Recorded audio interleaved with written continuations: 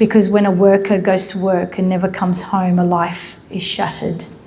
In an instant, everything changes with one phone call, one knock at the door, one moment that divides life into before and after. But what many people do not understand is the trauma does not end there. For families, that is only the beginning. After the death of a loved one at work, families are left in a silence that is deeply painful and profoundly isolating. Safe work does not meaningfully share what happened, and for up to 2 years, the full statute of limitations can be used before a decision is made about whether there will be a prosecution or not. 2 years. That's 2 years of grief, 2 years of waiting, 2 years of unanswered questions, 2 years of waking up every day, replaying the moment your world fell apart. And during that time, companies are often advised by lawyers not to speak to the families because any communications may be seen as admitting to guilt.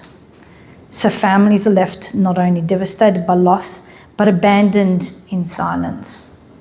We understand that there is legal process and legal implications, but processes must look better than they are now. Because for grieving families, silence is not neutral, silence is painful, silence is isolating, and silence deepens the trauma. And then, if there is a prosecution, families endure more waiting. That process can take at least another 2 years. By then, 4 years may have passed since the death of their loved one. 4 years of living in limbo, 4 years of hoping for accountability, 4 years of carrying the grief while trying to trust a system that often feels distant and inhumane. And after that comes the civil case. Another 2 years or 3 sometimes. Another chapter of pain. Because by that point, after all the anguish and all the waiting, many families already feel there's been no justice. Yet still, they are put through the ringer. They are forced to prove pain and suffering in order to be compensated. They face subpoena after subpoena. They are dragged back into darkest moments of their lives again and again, until they begin to feel as though they are the ones on trial.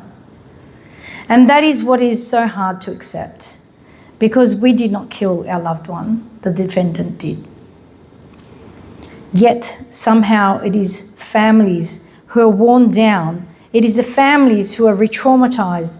It is the acknowledgement of every small step towards justice. There are moments of despair, moments where the process is so exhausting, so relentless that the families feel like giving up altogether. And perhaps that is the point, to wear people down until they no longer have the strength to continue. So I ask you, just for a moment, to stop and reflect on what families go through. Imagine losing your child. Imagine losing your husband, your wife, your parent. Imagine knowing their death should never have happened. Then imagine spending the next 6 or 7 years navigating silence, delays, prosecutions, civil proceedings, subpoenas, and endless re-traumatization. Imagine being expected to keep proving your pain over and over again while carrying grief that never leaves you. This is not about asking anyone to ignore the law. This is not about asking anyone to compromise due to process. This is about asking whether the process can be more human, where the legal strategies can coexist with compassion, whether justice can mean more than procedure, whether the families left behind can be treated with dignity instead of being made to feel like collateral damage in a system they never chose to enter. Because surely we can do better. We can do better than this. Surely a process designed to respond to tragedy should not create more trauma. Surely those left behind deserve more than silence. You as case managers hold enormous influence. You shape advice, you shape process, and you shape the experience families have in the aftermath of a tragedy. So I ask you, not as just case managers, but as human beings, help change this process. because no family should lose the loved one at work and then spend years feeling abandoned, worn down, and put on trial for a death they did not cause. Let this moment be one of reflection. Let it be one of courage, and let it be the moment we decide that families deserve better. Our loved ones paid with their lives. Their families should not have to keep paying for their pain, with their pain. And this is why we started Touched by Christopher. Touched by Christopher is a foundation I started 7 years ago, a few months after Christopher died, because I was so overwhelmed by the care, the community that came to our house, dropping off groceries and giving us all the attention. And then it stopped. But then I decided we have to give back. Christopher's case was so high profile. People came, total strangers I'd never met before, were coming to my house. I estimate about 600 people came through my house. I didn't even know how they knew where I lived, but they did. And it's just insane.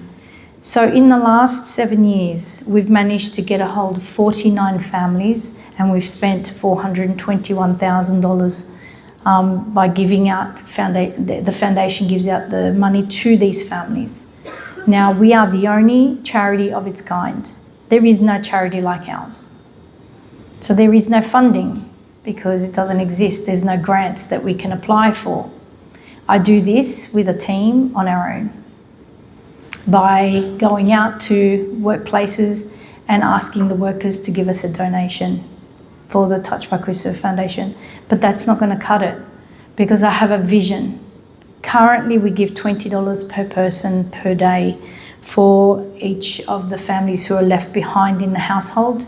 We then give them $1,500 to go towards any bills they may have outstanding, and then a further $5,000 to cover any mortgage or rent. Because 97% of the time, the person who's died is the actual breadwinner. I come across women with children who've just gone to go and do their groceries, and their card has bounced because the funds have been frozen because their partner has died and they are the additional card holder. Not only are they dealing with the grief, now all of a sudden they can't even feed the family.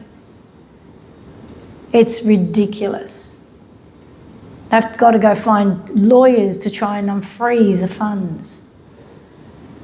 The whole system is insane of what the families go through after a death at work. There is a death benefit that comes, but that's locked up in a trust fund for a minimum of 9 to 12 months because it's got to go through the process with a coroner and all these kind of things. Now, you imagine the breadwinner's just died. You're not going to see that death benefit for at least another year. How are you going to feed your family, pay the mortgage, get everything done that you need to do, and grieve? So Touched by Christopher is there so that they can grieve without the extra burdens. Our vision obviously is a national ambition. We are only in New South Wales at the moment, but I get phone calls from every state wanting help, and I have to say no, and I hate to say no. And so I'm trying very hard to go national. But if I was to be able to cover every single family, and the only reason, we've only covered 49. Since Christopher died, there was an average of about 800 workers that have died since then. We've only managed to get 49 because of privacy laws. Safe Work, I Care, they can't ring me up and say, oh, can you call this person and help them? So now I Care give them a sympathy card that goes into the book, and it's from us. It's very personal, and it tells them to give us a call so they can get financial help from us. No charity out there does what we do. The charities normally give products or services. We actually put money into people's accounts because they need it the most. If I was to do what we do now with our current figures at $20 per person per day, we're at $2.8 million a year that I need to have in my bank account to be able to do that. If I was to increase it to the actual amount that a person needs on a daily basis to survive, which is now at $90 per person per day, I would need $7.8 million in the bank account. I can't do that on my own. I just can't. I can't go to a job site and then collect $1,000 here, $1,000 there to be able to cover that. And this is why we have not gone national yet. And we need to. It's so important to be able to go out there and help these families, because unfortunately there is no other help other than the death benefit, which is locked up. And mind you, when that gets given out, if there's a family with children, the children aren't allowed to touch the death benefit until they're 18 years old. So the parent gets a portion of that, and with that portion, they're expected to pay the mortgage and raise the children and do everything in life. It's hard enough now, without having a loss in your family, just to get through life and pay the bills. Imagine when your breadwinner's died. And there is no government scheme out there, none, that comes in and helps these families go through what they need to do.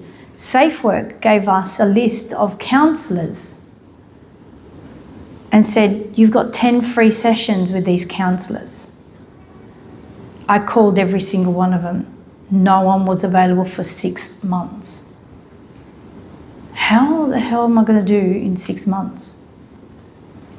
So our mission for Touch by Christopher is to be able to not only give them money, but also to provide them with like an EAP service that comes from Touch by Christopher, is deployed immediately straight after the death, on the same day or the day after, within 48 hours, to go to the family and support them and let them know we are here to help, to guide them, because no one actually tells you the things that come next. SafeWork doesn't come knocking on your door to say, oh, look, you know, there's super involved. You can claim $15,000 for funeral expenses. I don't know if anyone's done a funeral lately, but $15,000 doesn't even cover it. It's absolutely insane. And there is no help, and Touch by Christopher is the only help they are getting, other than the death benefit. But it's just me. I can't do this on my own. I really can't. Our projections are there, you know. Not only do we want to be able to give them financial services, you know, legal representation where they can go and have someone that is specialised in workplace death, bring them towards communities and connect them with other community members, or like, you know, families who've been through the same thing, because that is bigger than a hug. That is bigger than anything, on having to speak to someone who's gone through the same thing. And having all these things, it's going to cost up to $13 million. I want to be the next McGrath Foundation, but for families who've lost loved ones at work nationally. But I can't do it on my own. There is a website called Touch by Christopher. As individuals, you can become Christopher's mates, and you can do a pledge, on a monthly pledge, and you can go through the website to do that. We're also doing Australia's biggest barbecue, and that comes off the back pretty much of the biggest morning tea that Cancer Council do. Same thing. I'm asking businesses to register their businesses on our website and hold and host a barbecue within their premises and raise funds in the month of April. Now, April is a very significant month for us because it's the anniversary of Christopher's death, but it's also the 28th of April is International Day of Mourning, which is a day where we commemorate everyone that went to work and never came home. It's a very fitting month for us to be acknowledging people who have died, to raise those much needed funds, and also to be able to bring recognition. Not only that, but also start conversations, you know, during barbecues. Start those conversations about saying, hey, you know, we're at work, but we need to go home to our families, because that is the most important thing anyone can ever do.